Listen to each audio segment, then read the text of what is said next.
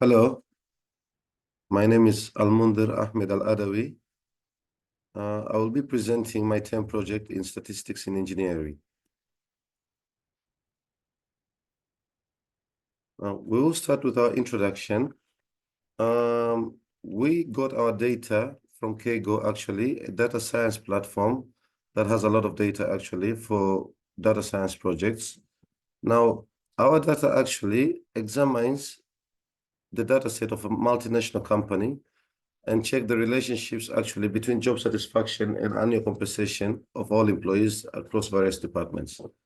Now, in our job satisfaction score, we can see that all our numbers are rated from 0 to 100, with higher numbers indicating a greater job satisfaction.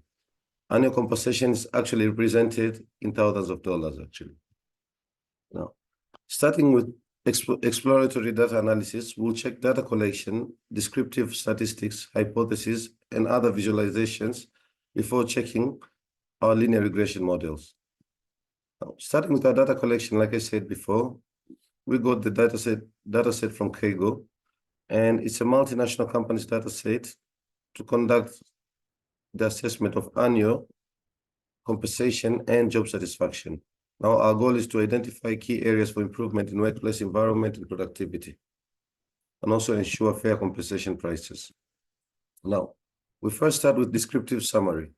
Now, looking at our screen here, we can see also the R code there with summary data actually to get all the summary of our data.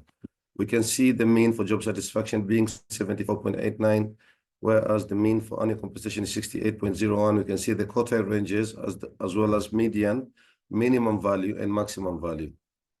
Moving from that, we have our data visualization. Now, this is very important to see the distribution of our data across.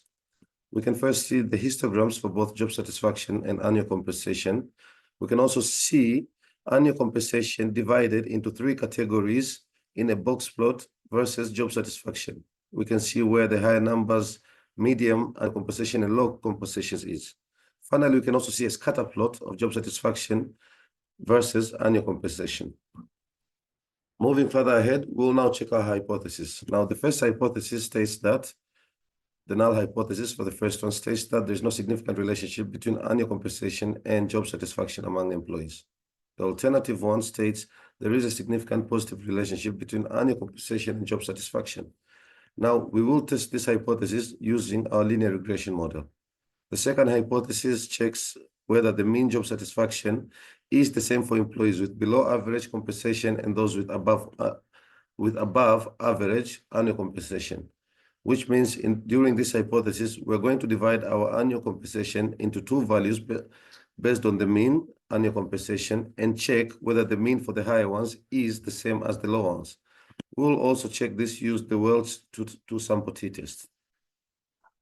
But before we get there, we wanted to check the normality test. Now, we wanted to check whether our data is normally distributed. The first one, we started with Shapiro test for normality. Now, looking at it for annual compensation, we see that the p-value is greater than our significant value of 0.05, which fails to reject the null hypothesis. That means there's not enough evidence to prove that the data deviates from normality. Whereas for job satisfaction, the p-value is less than the significant value, rejecting the null hypothesis. Furthermore, we also checked the normality test, used QQ normality test.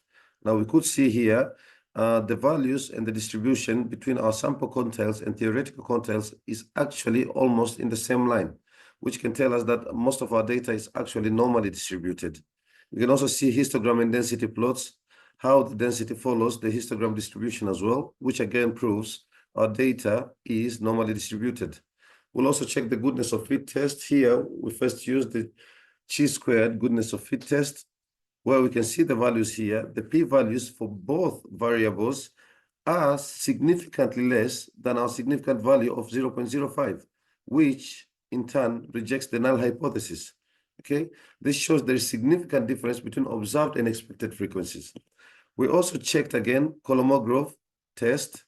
Here we can also see the p-values for both variables are greater than our significant values. Hence, we fail to reject the null hypothesis, which means the data for both job satisfaction and annual compensation follow a distribution similar to the expected distribution. Now, we come to fitting the linear regression model. the first hypothesis. We can see here the p-value here of annual compensation is greater than our significant value. Hence, we fail to reject the null hypothesis, stating there is no significant relationship between annual compensation and job satisfaction. The R-squared values of 0.0002 shows that there is only 0.02% of job satisfaction can be explained using annual compensation. Sorry for the spelling. Now, we come and check parametric test. First, we'll check Welch two samples test hypothesis. Like we said, we're going to use this to test our second hypothesis. Okay, our p-value is way greater than our significant value of 0.05. Hence, we fail to reject the null hypothesis, which in turn, this means that there is not enough evidence to conclude a significant difference between the means of our two values, which are below average compensation and above average compensation. We also furthermore check ANOVA test, okay? The analysis shows that F value of 0.004 and our p-value of 0.94, which is greater than our significant value, suggests that actually there is variation in job satisfaction explained by annual compensation is not statistically significant. This means we fail to reject our null hypothesis. Like it shows down here below, p-value is much greater, so we fail to reject the null hypothesis, okay? Now we also check for non-parametric test, finally.